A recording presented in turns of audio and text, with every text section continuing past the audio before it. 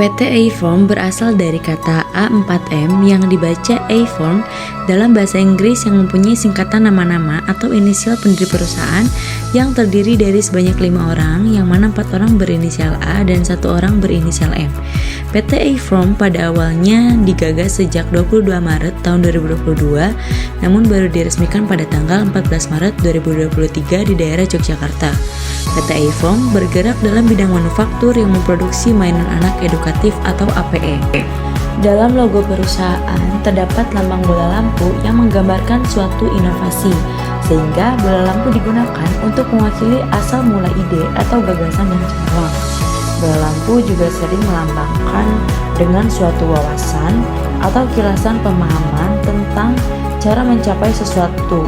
Dalam logo bola lampu ini juga terdapat semacam puzzle lampu yang bermakna bahwa produk utama dari perusahaan ini adalah dalam bentuk puzzle. Kemudian ada lambang mahkota di bagian atas, yang mana lambang mahkota tersebut mempunyai arti kebijaksanaan seorang konsumen dalam memilih suatu permainan yang bisa mendidik bagi penggunanya. Ada pula bentuk lingkaran di dalam logo ini memiliki makna bahwa perusahaan ini adalah perusahaan yang berkelanjutan atau dalam artiannya di dalam proses produksi maupun konsep bisnisnya ramah lingkungan. Warna-warna gold melambangkan kemewahan dan kekayaan, warna emas berkaitan dengan keberuntungan, hoki, kemakmuran, dan positif. Selanjutnya ada visi dan misi. Untuk visi menjadi perusahaan mainan edukatif anak yang menghasilkan produk berkualitas untuk meningkatkan kreativitas anak dan mampu menembus pasar internasional. Untuk misi, yang pertama membuat produk yang berkualitas serta aman untuk anak-anak. Yang kedua, mengembangkan produk sesuai standar nasional dan standar internasional. Yang ketiga, melakukan inovasi untuk menciptakan produk yang bernilai edukatif. Yang keempat, menciptakan SDM yang unggul dan berkompeten. Yang kelima, menjaga lingkungan tetap lestari. Yang keenam, memberikan pelayanan yang bagus kepada pelanggan. Terdapat 6 stasiun kerja. Yang pertama itu stasiun kerja pengukuran, yang kedua stasiun kerja pemotongan, yang ketiga stasiun kerja pengeboran, yang keempat stasiun kerja penghalusan, yang kelima stasiun kerja pengecatan, dan yang terakhir adalah stasiun kerja perakitan. Pengukuran atau pemulahan ini melakukan pengukuran terhadap kayu dengan menggunakan penggaris atau alat ukur lainnya. Pengukuran ini harus sesuai dengan ukuran part yang telah didapatkan sebelumnya, karena pada stasiun kerja ini sangat berpengaruh untuk stasiun kerja lain.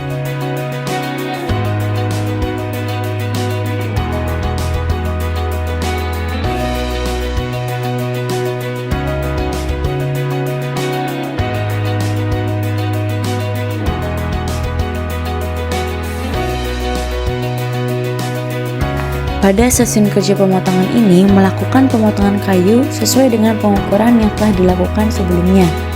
Operator atau pekerja harus sangat hati-hati dalam melakukan pemotongan, karena jika terjadi kesalahan sedikit saja maka akan berpengaruh terhadap part lainnya.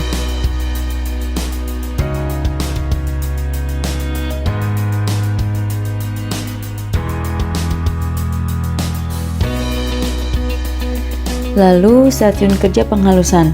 Pada stasiun kerja ini melakukan penghalusan kayu yang telah menjadi bentuk part agar tidak terdapat sisi kasar pada kayu, sehingga part tersebut akan terlihat lebih rapi.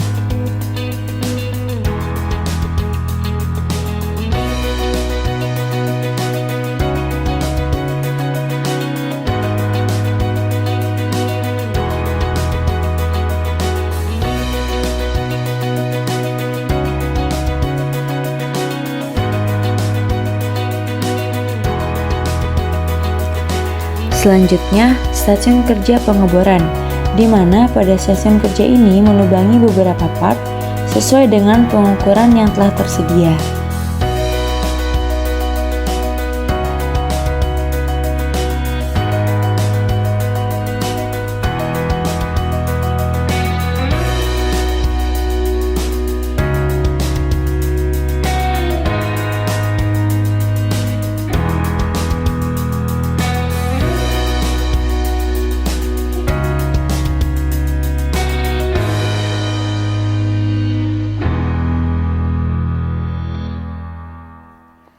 Setelah penghalusan, selanjutnya session kerja pengecatan, di mana pada pengecatan ini semua part harus diwarnai agar terlihat bagus dan menarik.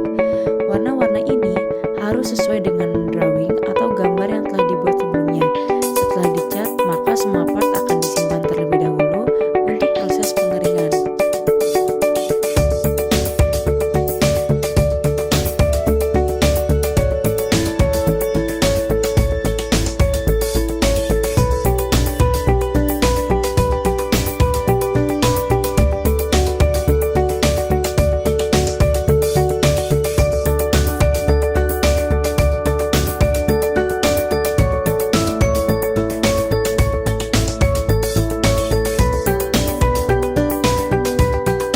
Yang terakhir, yaitu satuan kerja perakitan.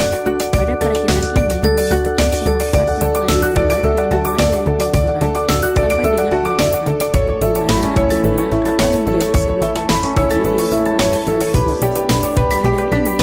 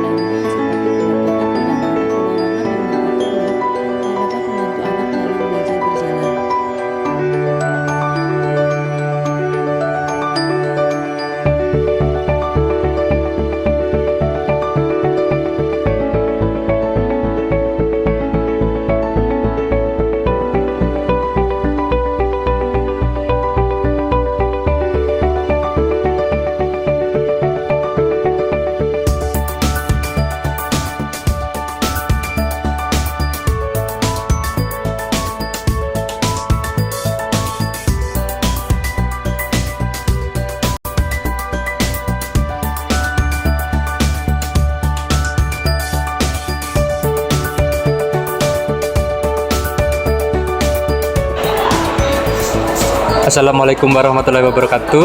Perkenalkan, saya Anhilal Wahyu Nurdini. Di sini di PT iFoam Toys ini saya menjabat sebagai CEO, yang dimana tugas sebagai CEO di sini diantaranya yang pertama itu memimpin perusahaan, kemudian mengambil keputusan, yang ketiga menjadi motivator, dan yang keempat membuat rencana dan mengolah sumber daya manusia. Perkenalkan, nama saya Adina Fadila di PT iFoam Toys.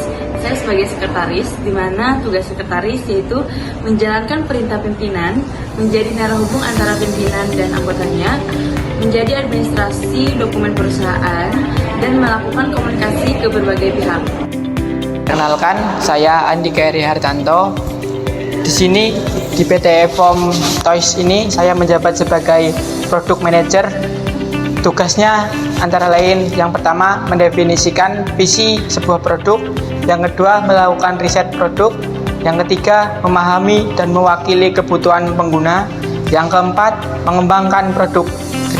Perkenalkan, saya Aziz Ariana Nasriuntoro. Saya di sini menjabat sebagai manajer keuangan, dan tugas manajer keuangan sendiri yaitu adalah membuat pembukuan keuangan pada perusahaan.